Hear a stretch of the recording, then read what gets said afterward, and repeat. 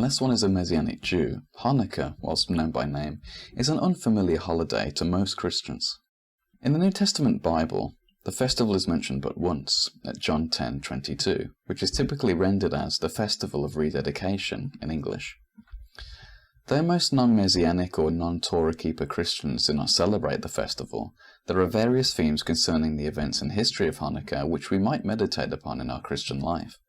For the unfamiliar, Hanukkah or Rededication is a winter festival which celebrates the purifying of the Jerusalem temple and the victory of Judas Maccabeus and the faithful Israelites who followed him, who came to be known as the Maccabees, who fought against the Greek Seleucid Empire that had invaded the land of Israel in the 160s BC. The events and traditions concerning these events are covered in great detail in the Jewish Deuterocanonical books of Maccabees 1 and 2. In brief, they describe the invasion of the Greek king Antiochus IV Epiphanes, who had defiled the temple of Jerusalem by sacrificing unclean animals on its altar to the Greek gods, poured a broth of swine on the holy scriptures contained within, and burnt them. In addition, it was said that he tortured many of the Israelites, including women, children, and babies. But his rule was brought to an end at the hands of the faithful Israelite rebels led by Judas Maccabeus, with divine aid from God and his angels. When the Greeks had been pushed out of Jerusalem, the temple was rededicated to God, and we are told all of the ornaments, vessels, lampstand, and altar were replaced with brand new ones that had not been contaminated by the pagan worship. According to oral traditions contained in the Jewish Talmud, it is also said that though there was only enough oil for the lampstand to burn for one night, the lamp somehow burned for 8, and this was believed to be a blessing from God, blessing their rededication and purifying of the temple. As such, the festival of Hanukkah has been celebrated ever since that time each winter, beginning on the 25th of Kislev, the Jewish calendar, for 8 nights with feasting, hymns, prayer, and music, with a candle flame lit each night on a special menorah lampstand, which usually has 8 or 9 branches over that of a typical 7-branch lampstand.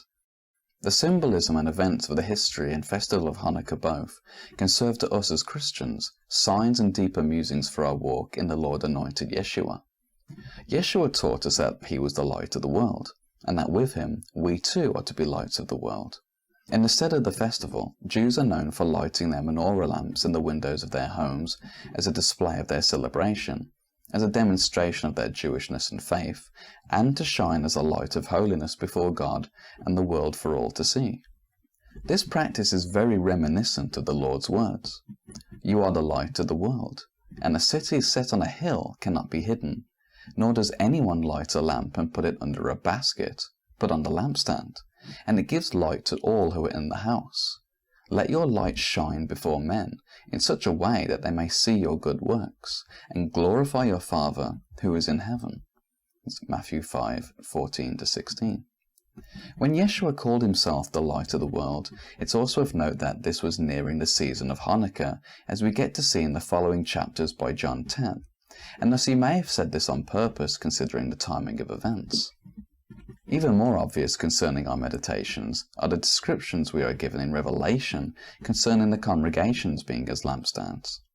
Just as the lamps of Hanukkah are lit for all to see, so too are our own righteous works to shine in the world in love to give hope and comfort to those in the dark. Being the light of the world, Yeshua also conquered the forces of evil, even to death and self-sacrifice. Likewise, reminiscent to the sacrifice of the Jewish martyrs during the Maccabean Wars, who suffered for righteousness and sacrificed their lives, viewing them as offerings of atonement to God. We read in 2 Maccabees 7, "I, like my brothers, give up body and life for the laws of our ancestors, appealing to God to show mercy soon to our nation by trials and plagues, to make you confess that he alone is God, and through me and my brothers to bring an end to the wrath of the Almighty that has justly fallen on our whole nation." In the book of 4 Maccabees, which says, "These then, who have been consecrated for the sake of God, are honored, not only with this honor, but also by the fact that because of them our enemies did not rule over our nation. The tyrant was punished, and the homeland purified, having become, as it were, a ransom for the sin of our nation. And through the blood of those devout ones and their deaths, as an atoning sacrifice, divine providence preserved Israel that previously had been mistreated. Likewise, we as Christians also bear in mind that we are instructed to carry and bear our own cross with the Lord Yeshua and die with him, even if that means we must die literally for our faith. In this we also share the same faith as the Maccabees of old that Hanukkah celebrates, who had the same confidence in their own resurrection's inheritance in the kingdom to come for dying in faith. We read in 2 Maccabees 7, "And when he was at his last breath, he said, 'You accursed wretch, you dismiss us from this present life, but the King of the universe will raise us up to an everlasting renewal of life, because we have died for his laws.' When he was near death, he said, 'One cannot but choose to die at the hands of mortals, and to cherish the hope God gives of being raised again by him. But for you, there will be no resurrection of life. Therefore, the Creator of the world, who shaped the beginning of humankind and devised the origin of all things, will in his mercy give life and breath back to you again, since you now forget yourselves for the sake of his laws.'"